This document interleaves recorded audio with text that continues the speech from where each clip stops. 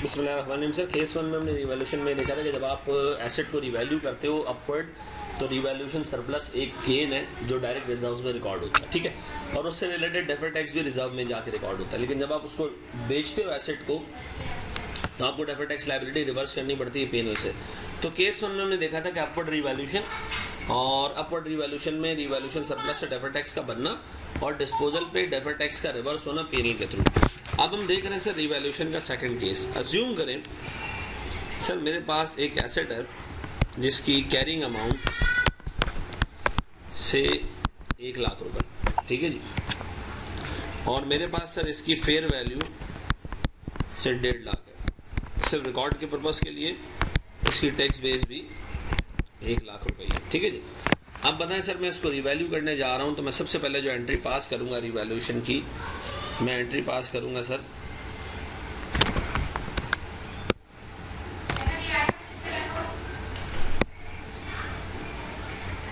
सबसे पहले एंट्री पास करूंगा सर मैं पीपी डेबिट। क्या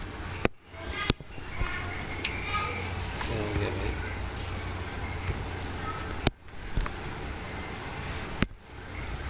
सर पीपी डेबिट 50,000 रुपए से और रिवैल्यूएशन सरप्लस क्रेडिट कितने से 50,000 से। जैसे ही आपने सर रिवैल्यूएशन सरप्लस बुक किया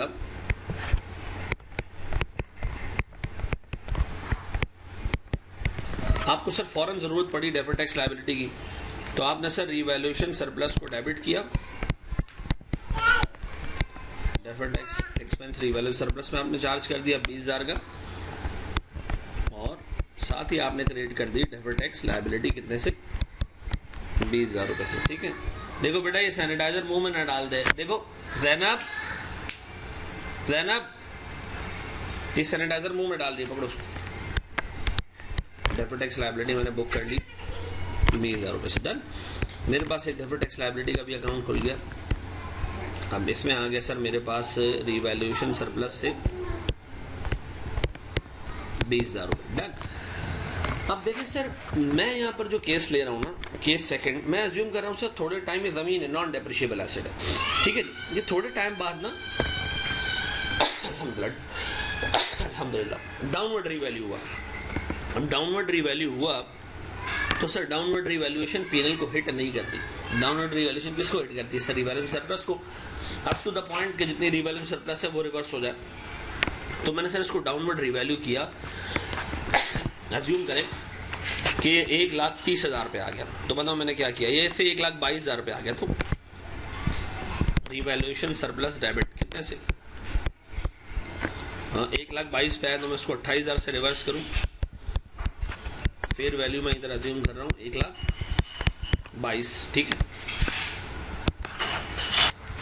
और सर इसी के साथ साथ जो है वो मेरे पास पीपी का अकाउंट क्रेडिट कितने से 28,000। अब बताएं सर अगर मैं इस अकाउंट में जाता हूं तो मुझे याद आता है कि सर जैसे रिवैल्यूएशन सरप्लस रिवर्स हुआ है, पीएनएल हिट नहीं हुआ है, तो सर आप डेफर्ड टैक्स लायबिलिटी को भी रिवैल्यूएशन सरप्लस से ही रिवर्स करोगे।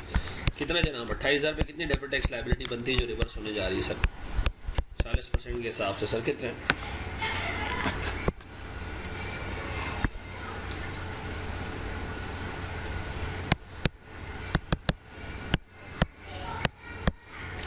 यहाँ आता है सर 11,200 रुपए का अमाउंट और रिवैल्यूएशन सरप्लस 11,200। अब ये चीज याद रखिएगा, जब रिवैल्यूएशन सरप्लस हिट होगा साथ में डेफर्ड टैक्स हिट होगा, जब ये हिट होगा साथ में ये हिट होगा, जब ये हिट होगा साथ में ये हिट होगा। सर अभी पीएनएल हिट नहीं हुआ तो हमने डेफर्ड टैक्स की रिवैल्यूएशन सरप्लस से ही रिवर्सल की।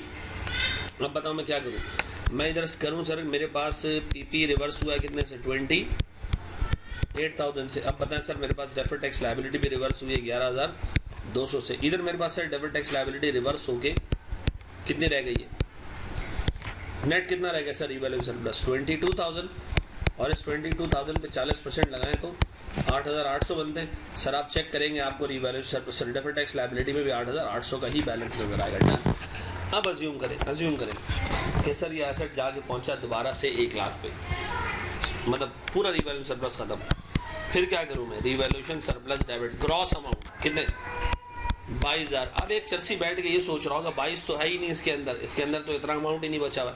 ऐसे नहीं देखना सर, हमने ग्रॉस बेसिस पे देखना, ठीक है जी। कि रिवैल्यूएशन सरप्लस बुक कितना हुआ था 50, रिवर्स कितना हुआ 20 और अब मजीद कितना रिवर्स हो रहा है, रिवर्स कितना हुआ था सर हमारे पास 28 और अब मजीद कितना रिवर्स हो रहा है 22, तो बिल्कुल हम इसको रिवर्स कर सकते हैं सर। पीपी ग्रेड कितने से, आप बताओ सर। इसके फौरन बाद जैसे रिवर्स सरप्लस डेबिट हुआ हमें डेफर्ड टैक्स लायबिलिटी को भी रिवर्स करना है। कहाँ से सर, क्या अभी तक पीएनएल हिट हुआ है? नहीं, तो मुझे इसको सर रीवैल्यू सरप्लस से ही रिवर्स करना है। 8800 और रीवैल्यू सरप्लस कितने से 8000। हम इसका मतलब ये है कि सर जब भी आप रीवैल्यू करोगे डेफर्ड टैक्स रीवैल्यू सरप्लस से क्रिएट करोगे, रिवर्सल डिपेंड करता है दो चीज़ों पे। क्या वो डाउनवर्ड रीवैल्यू हो रहा है ऐसा कि पीएनएल हिट ना हो तो आप सर रीवैल्यू सरप्लस से रिवर्स करें डेफर्ड टैक्स लायबिलिटी को। अगर वो डाउनवर्ड रीवैल्यू हो रहा है और सर पीएनएल हिट नहीं हो रहा था रीवैल्यू सरप्लस, और अगर आप उसको बेच रहे हो तो फिर डेफर्ड टैक्स लायबिलिटी की रिवर्सल पीएनएल के थ्रू गया। पता है इसको कैसे इनकॉर्पोरेट करूँ सर। पीपी मेरे पास 22000 से गया और डेफर्ड टैक्स लायबिलिटी मेरे पास 8800 से एलिमिनेट हुई, अकाउंट बंद हो गया और सर डेफर्ड टैक्स लायबिलिटी 8800 से एलिमिनेट हुई। अच्छा, अब बताएं, अब अगर ये डाउनवर्ड रीवैल्यू है तो पीएनएल हिट होता है, तो ऑब्वियस सी बात है फिर हम क्या करेंगे सर, डेफर्ड टैक्स जो है वो पीएनएल से ही रूट करेंगे। अज्यूम करें सर ये एसेट 80000 का हो गया, अब क्या करें सर, इम्पेयरमेंट लॉस कितने से 20000 से और पीपी ग्रेड कितने से 20000 रुपये से। ठीक है जी, अब देखें सर ये इम्पेयरमेंट लॉस या रिवैल्यूएशन लॉस चूंकि पीएनएल में गिरा है, या इसका सही वर्ड रिवैल्यूएशन लॉस होगा लेकिन मैंने इम्पेयरमेंट लॉस लिख दिया। ये पीएनएल में जा रहे हैं, दिमाग में अब सर चूंकि आपने ये लॉस जो है वो पीएनएल के थ्रू बुक किया तो इस पर डेफर्ड टैक्स भी आप पीएनएल के थ्रू बुक करोगे। अब सर जगह लॉस है तो एफबीआर इम्पेयरमेंट लॉस को तो मानता नहीं है, इस पर सर डेफर्ड टैक्स एसेट बनेगा और डेफर्ड टैक्स इनकम बनेगा और ये डेफर्ड टैक्स इनकम पीएनएल के थ्रू जाएगा सर कितना। ठीक है जी, अब ये दिमाग में रखिएगा कि अपवर्ड रीवैल्यू होगा deferred tax liability revaluation surplus से बनेगी। मोहम्मद इसकी आवाज कम करो।